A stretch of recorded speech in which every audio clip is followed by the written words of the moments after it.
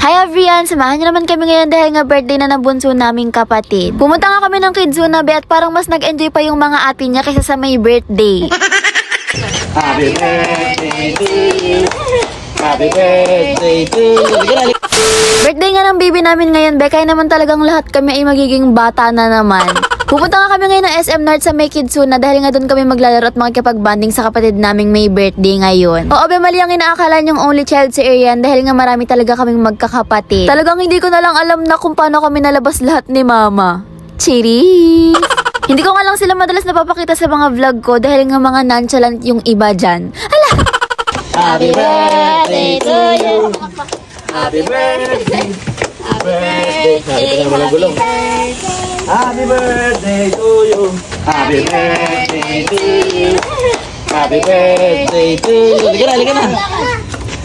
Ay, dahil nga nagkakamit lang kami kapag umaalis kaming buong pamilya, nagrab na nga lang kami para mas mabilis kaming makakarating sa SM North. Alam nyo nga, Be, simula lang pinanganak tong kapatid namin na talagang sumaya nga sa bahay namin dahil nga gustong-gusto namin talaga ng baby pa ulit. Ang lalaki na namin na hindi na natutuwa yung tatay namin sa amin. And kaya talagang sobrang seri ng family namin ngayon dahil nga may baby kami sa bahay. First time nga lang rin pala namin makakapaglaro sa Kidzuna kaya naman talagang tuwang-tuwa kami at excited na rin makapaglaro.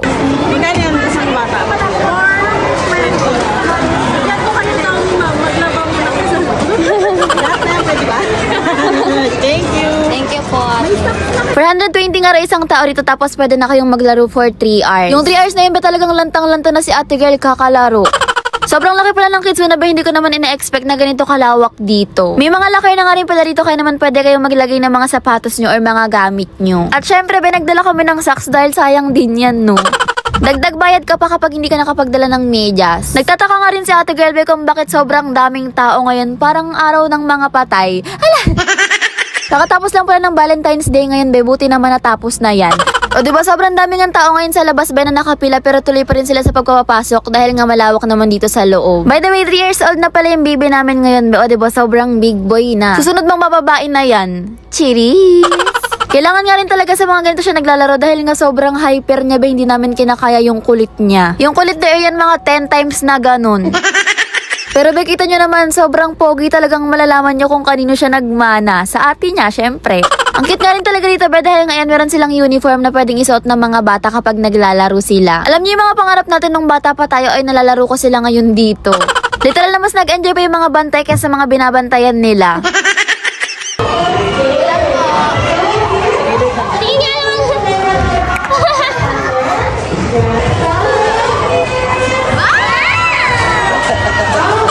Ayan, meron pa nga mga pang chef's uniform kaya naman talagang ang ganda picture ng mga bata kapag naglalaro dito.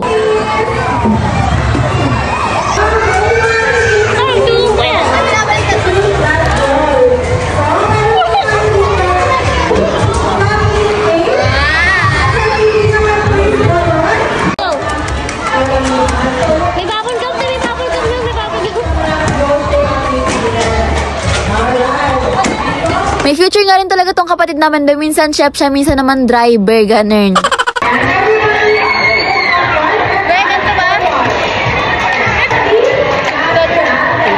Inabot na nga rin kami ng gabi dito, Be, dahil nga matagal-tagal rin talaga yung 3 hours. Sana nga nakapunta ako dito nung bata pa ako dahil nga ganito talaga yung mga gusto kong laro noon. At ayan, Be, si ate girl mas una pang napagod kaysa dun sa binabantayan niya. Hala!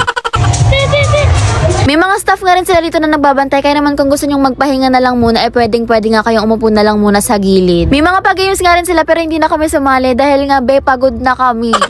Nung natapos na nga namin yung 3 hours, lumabas na nga rin pala kami at naganap na makakainan dahil nga sobrang gutom na rin kami. Yun lang naman ngayon nangyari sa birthday ng kapatid ko, Be, at yes, February baby nga siya pagkatapos ng Valentine siya ipinanganak. Siguro kinilig si Mama na binigyan siya ng bulaklak ni Daddy nung February 14 kaya naman nung February 15 na iniri niya na. Ala! Yun lang, pa-like, follow, and share nga pala ng page ko. Thanks for watching!